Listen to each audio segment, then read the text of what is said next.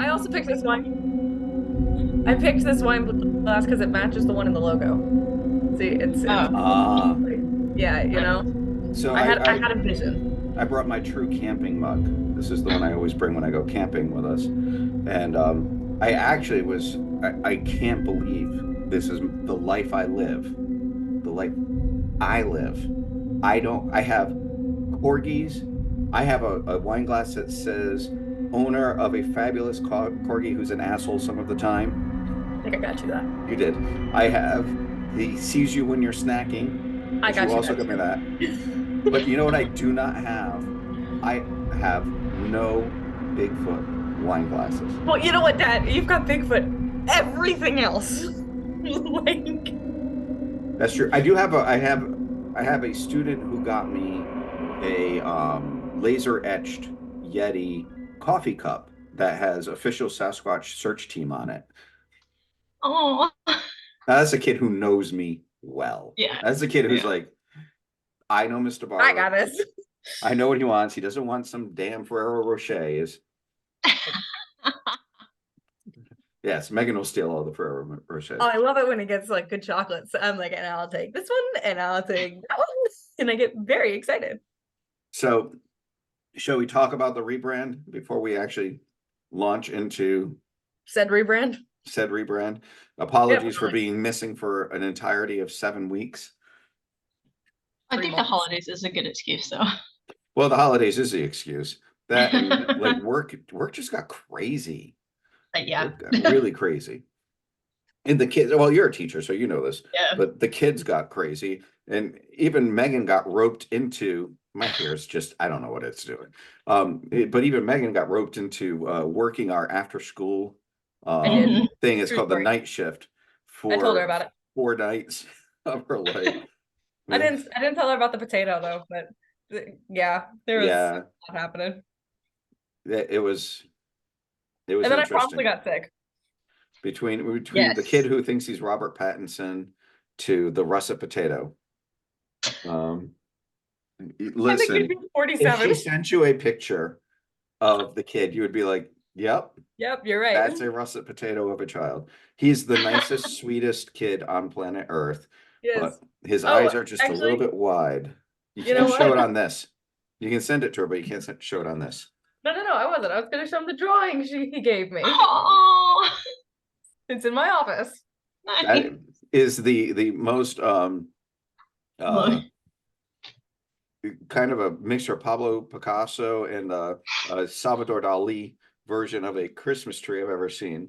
I thought it was Pooh Bear I because the H is love it. backwards. I I love it. And so I hung it up with my Pooh Bear guy. That's perfect. It made perfect sense in my mind. It Do you works. know that the town I work in, the guy that wrote Winnie the Pooh is from the town? Are you serial? I'm pretty positive, yeah. So, it's either Oh I think my. maybe it's not the guy that wrote it, but the guy that did the voice of Winnie the Pooh.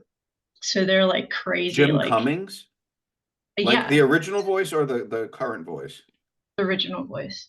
Oh, that's Let me Google this because everyone from town's gonna be like, Kaz yeah. something or other. I just read. I literally just had this up on my phone. National landmark. Yeah, I love Pooh Bear. yep.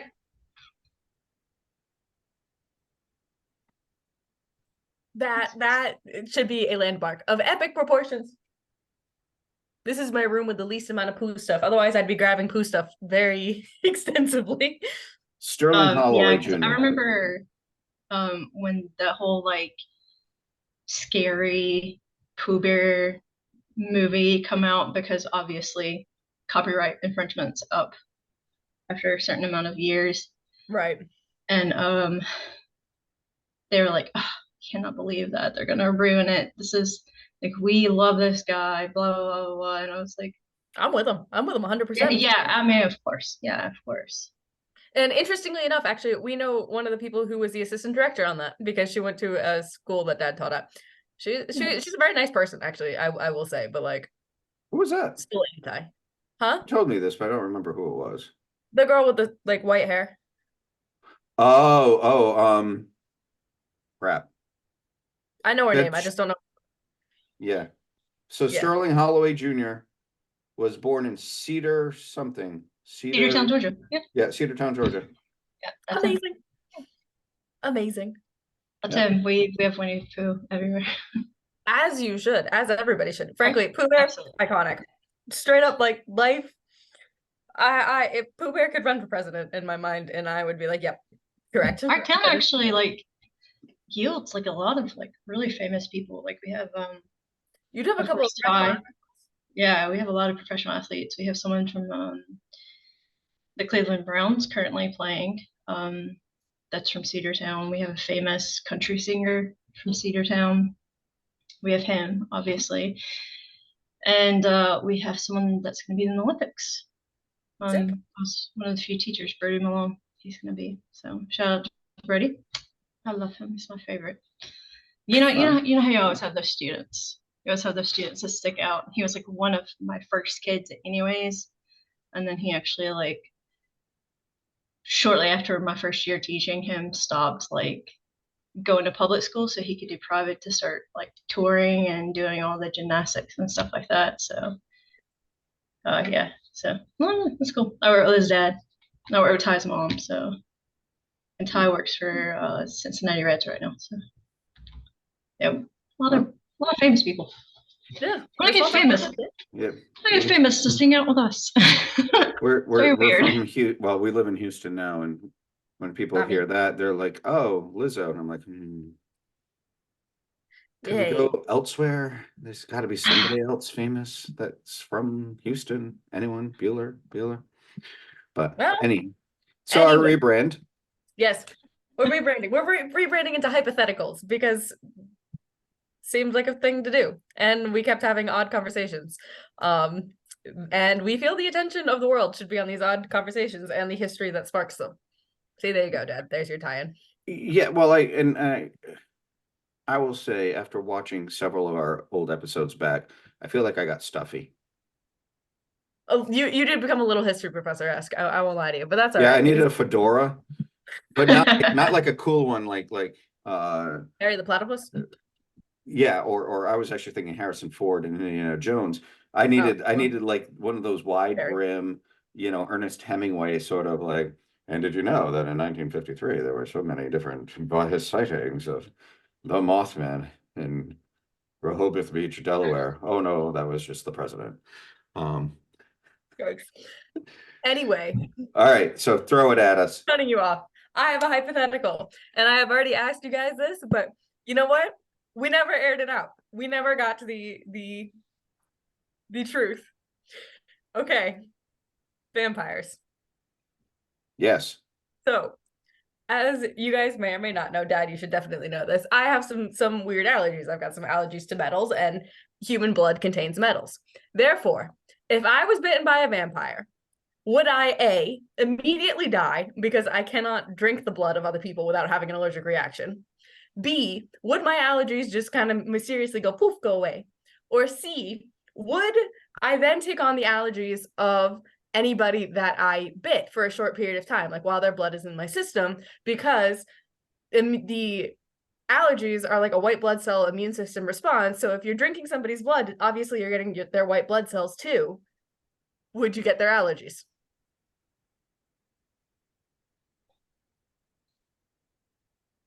I'm going to say, I think the answer is B, but I want to go with C because I have a pet theory. All right. So this goes to an author named Dan Simmons. Oh, Jesus. Okay. Dan Simmons wrote a book called The Children of the Night, which is a vampire novel. And he posited that the vampires were not actually a separate race from humans, but they were actually an aberration mutation. In that it basically just fell in one family.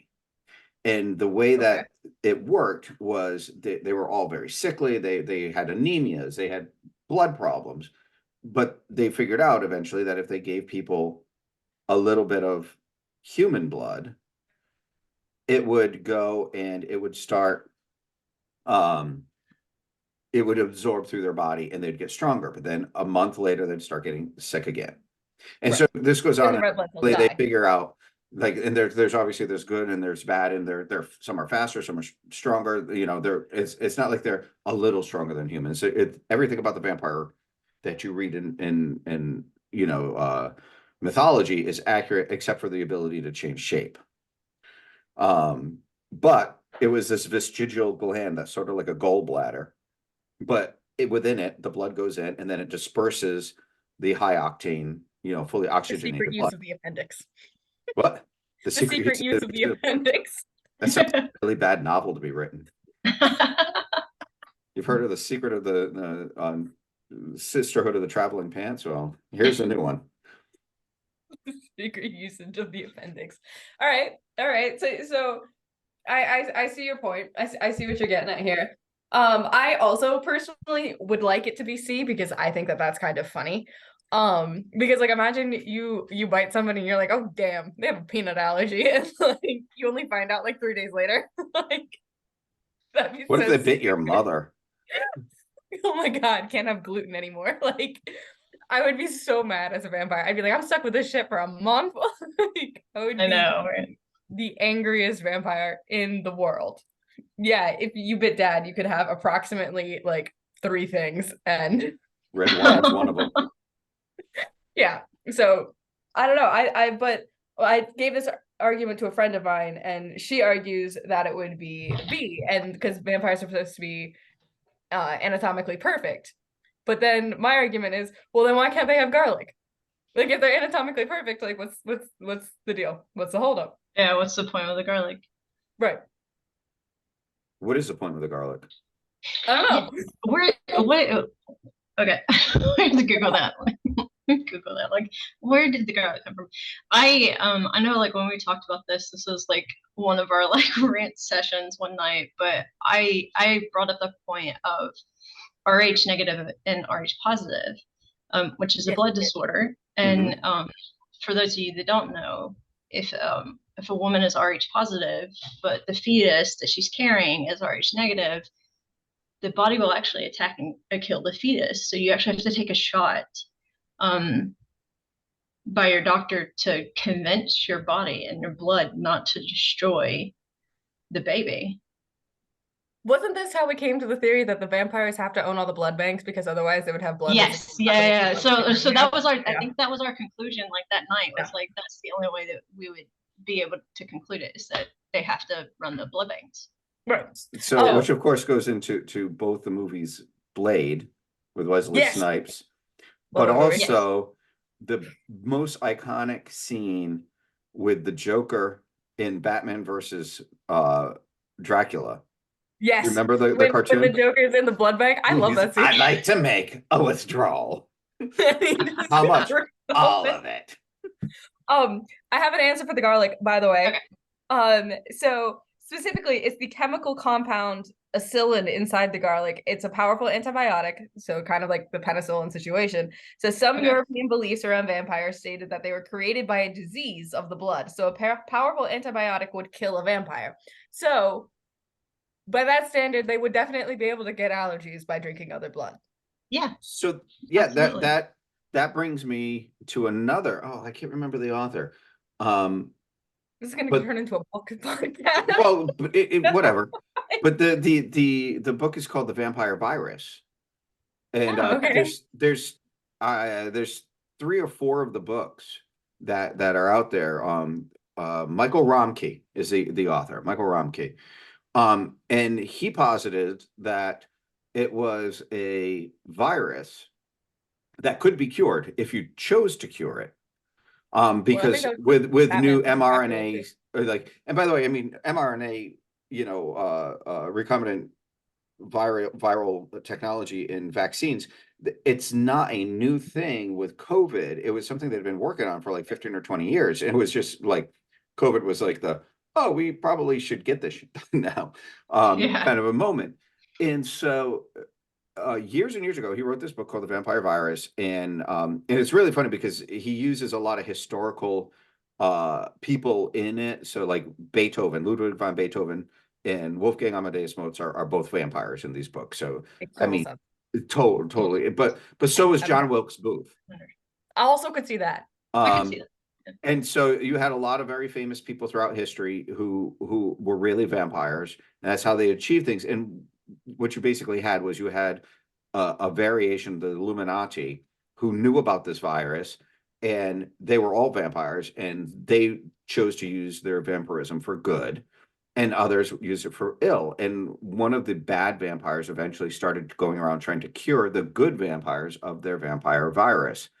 Um, and it was really, yeah, no, it's a little, but it's an interesting concept on vampirism, Well, that's because one when of you the get earliest. out of like the Anne Rice, a Yeah. giant swirling ghost above the Right. Ethereum and just giving little tiny bits of I ghosts. love how this, by the way, is the This is giant the Ethereum. ghost. And it Up works too, because everybody here knows it's a great and then sparkle. here, sparkle fingers. But the other side to that is, the idea, like, and Anne Rice was, she's a great author, or was. I think she passed now, but she's probably down New Orleans going, yeah, why did not? But the idea behind that, the little tiny bit of a ghost, that was a long-standing history in vampirism. But now, as we've made such huge strides in science, you could scientifically find reasons for vampires to exist. And I do like the idea of, like, yeah, I mean, it would suck if you bit your mom and you end up gluten, or you bit me and you're lactose, which I guess in that case, vampires aren't like really known for eating soft cheeses. But like, if you still could eat food and you suddenly were like, damn, I can't have this for like 3 months. Right. Oh, that would Well, suck.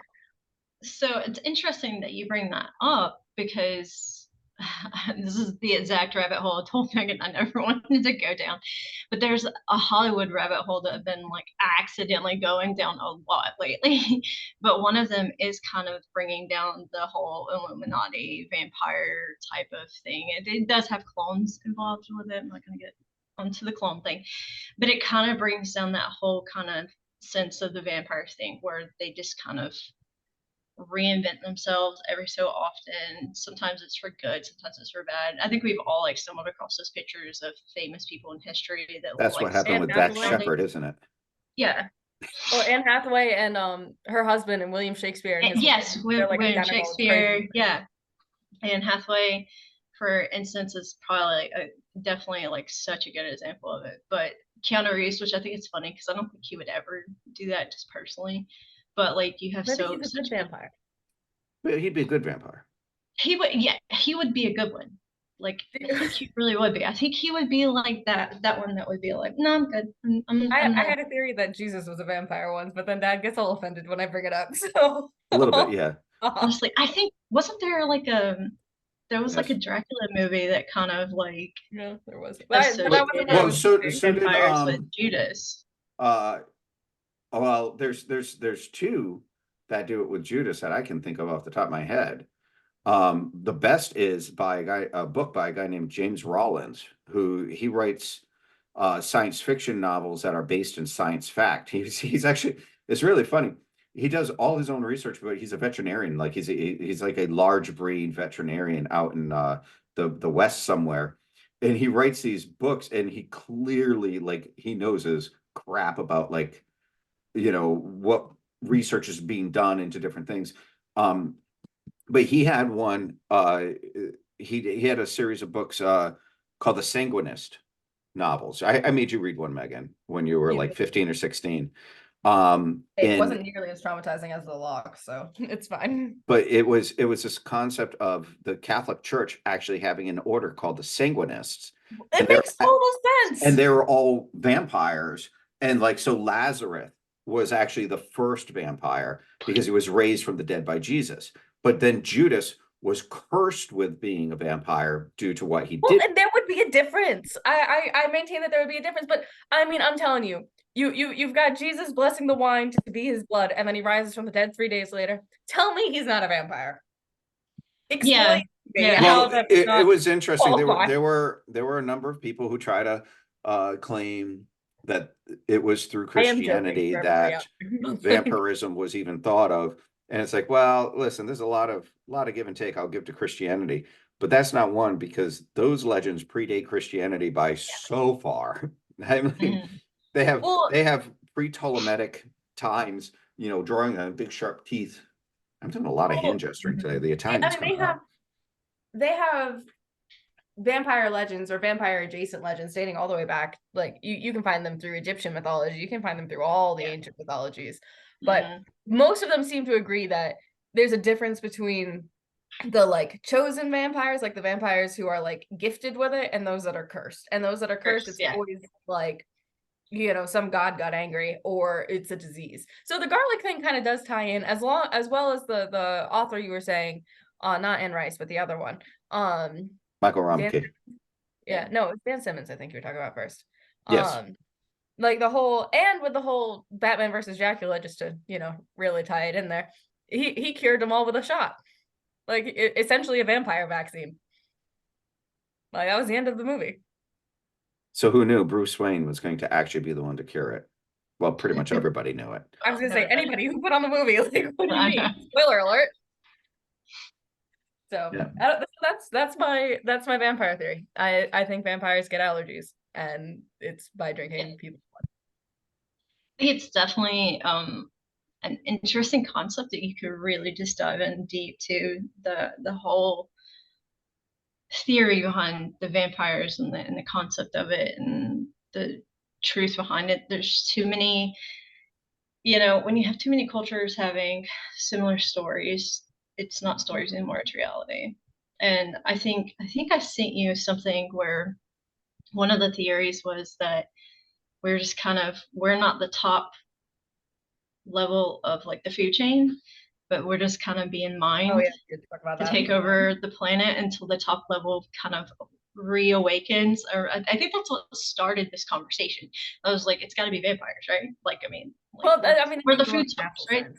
Like, I think that's kind of what started it. But I could just see like not zombies, but like vampires just slowly like No, waking because up. the zombies don't have the brains. Exactly. Yeah. Yeah. Yeah. Like, So like Yeah, it I has to be mean, an intelligent. if there's an Illuminati out there, it's being driven by an immortal something. I remember Megan and I had a conversation many, many, many, many moons ago, because like a decade ago. we're both reading different novels that dealt with immortal beings, I'm always and reading to deal with immortal beings. yeah, and it was at the time that I was reading a lot of Charlene Harris and the Sookie Stackhouse series, as well as the Sanguinist series, and Met her. She's crazy. So this could have been last year too. could have been. But because it also plays into the idea of the adept, where his Oh, I idea love of that series. immortality.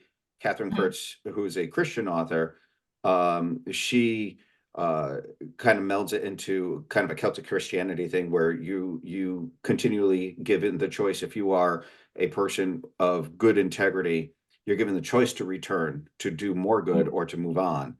And that the true adepts continue to build lifetime after lifetime after lifetime until they basically are no longer given the choice. They have to move on as an angel. But she asked me this question, and the question was, do you think there's ever been an immortal being? And and not couching it in the God concept, like as a being who's outside of the space and time, but a person that has lived forever. And I'm like, there's just so many different things that have happened in the world that like I have trouble believing that it didn't happen at some point. I mean, even if you just look at the Bible and Methuselah living 975 years, that's pretty damn immortal right there. Well, and even if like the world's a large place, frankly. I mean, like, I know that, in the 16 and 1700s, everybody's like, oh, the world's shrinking because we're exploring more of it. And it's like, yeah, the world is shrinking in the terms of like unknown parts of the world, kind of, but like, it's still a large place. And now there's 7 billion people or some crap. Like, you're telling me somebody with enough time, money, and skill cannot just go poof. Like, especially if they've been alive for 1,000 years. Like, think of the resources they have to have, unless they're a moron. If they're a moron, then they probably don't have very many resources. But if they're not, like, they gotta have more money than God, and they're sitting there out there, and you think that they can't disappear? Right. So I grew up watching a show called Stargate. Did you guys ever? Oh yes. Like I think no, it's on the internet. I have like the home chat on. So massive fan. One of my favorite episodes of all time, I was thinking about this on my home from work, was where they found out that they were releasing a TV show based off of SG-1 Mhm. and the Stargate Command.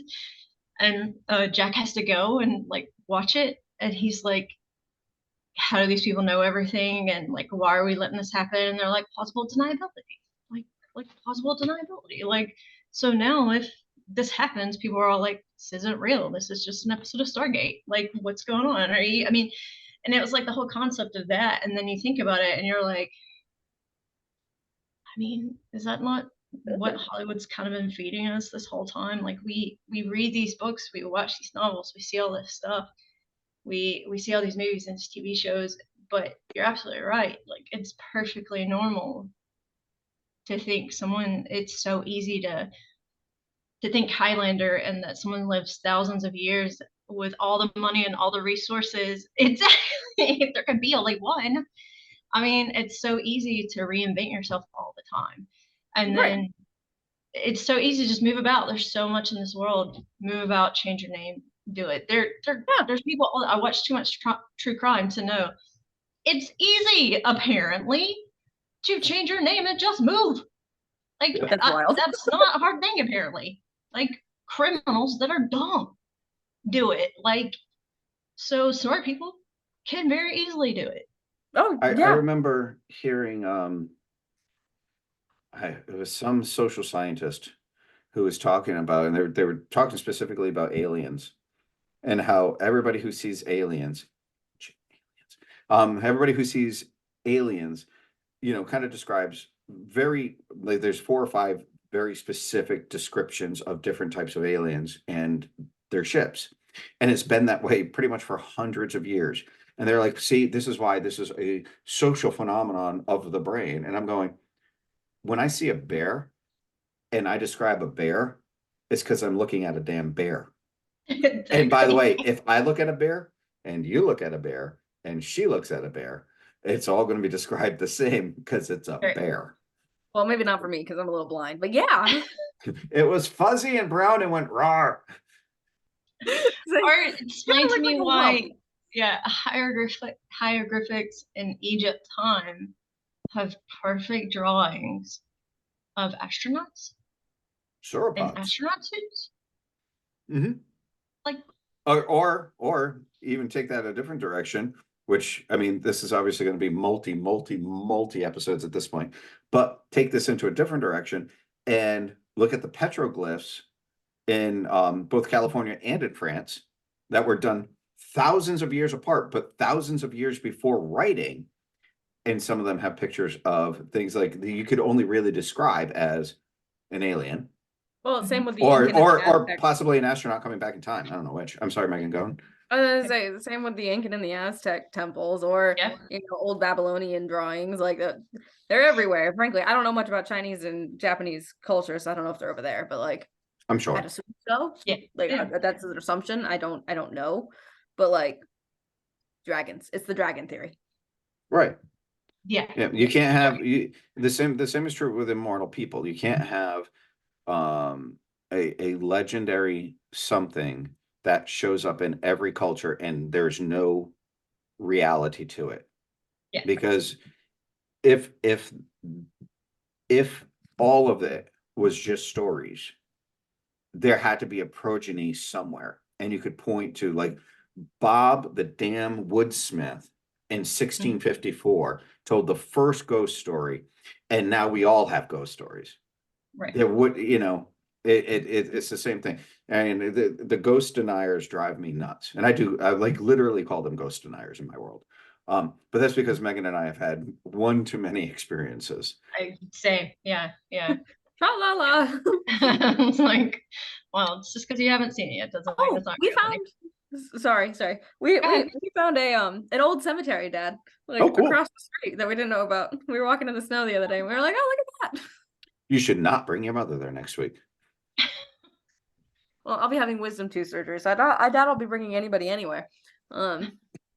Yeah, I'll just sit there like. Megan coming out of anesthesia is a. I'm probably gonna ask them all the vampire question. I'm not gonna lie to you. I've been thinking about this damn thing for 3 months. Yeah, you know what's going to happen is the doctor's going to lean down and go,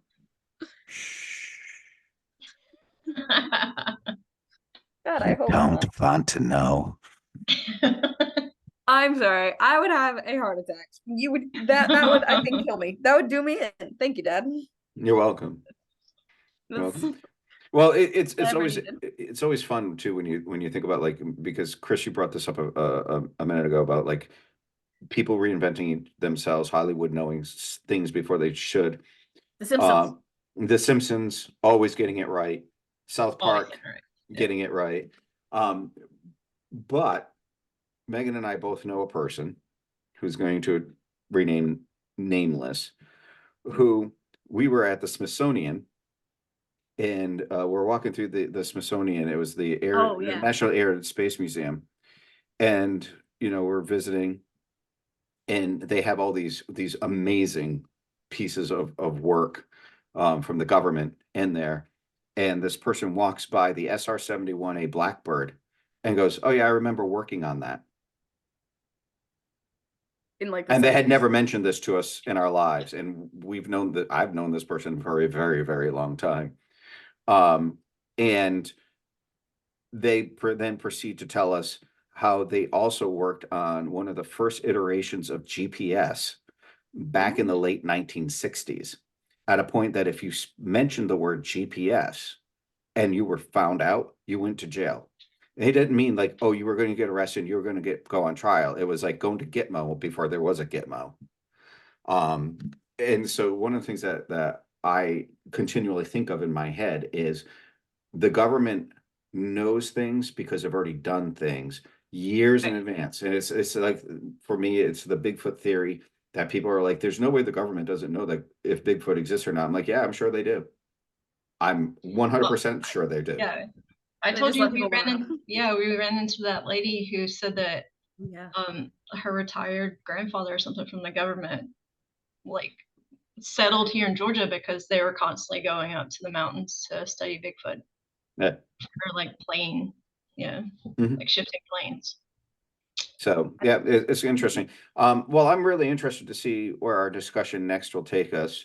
I already have it all planned out. I already know that. I know you do. I'm sure you'll send us the plan. Is it the mini Hoonie next?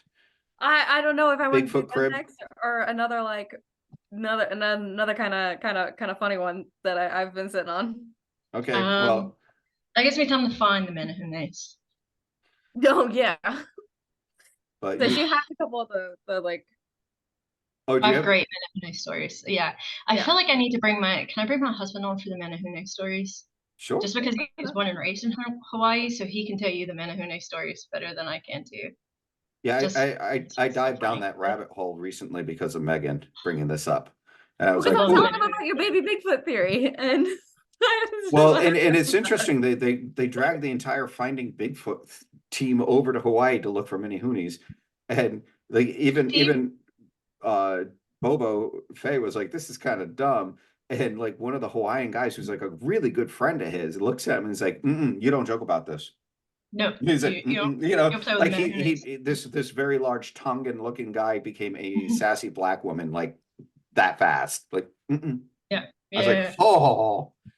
They take them very serious over there. They are the worst version of Loki tricksters ever, and they've literally like stopped. We're listening a minute. Taking down forests because of the Menahunes. It's just like it's a whole thing over there. It's I'm intrigued. I can't wait to talk about it. Yeah. Hey, in Ireland, they literally diverted the entire course of a highway because of a fairy bush. So I mean, tracks makes total sense. Yeah. I have a lot to talk about. There's like stories about like that. We're gonna run out of time. We are. Okay. Literally down to less than 10. So we're gonna do our bye. Bye. And we'll sign off. Talk soon. Okay. Bye. I got it.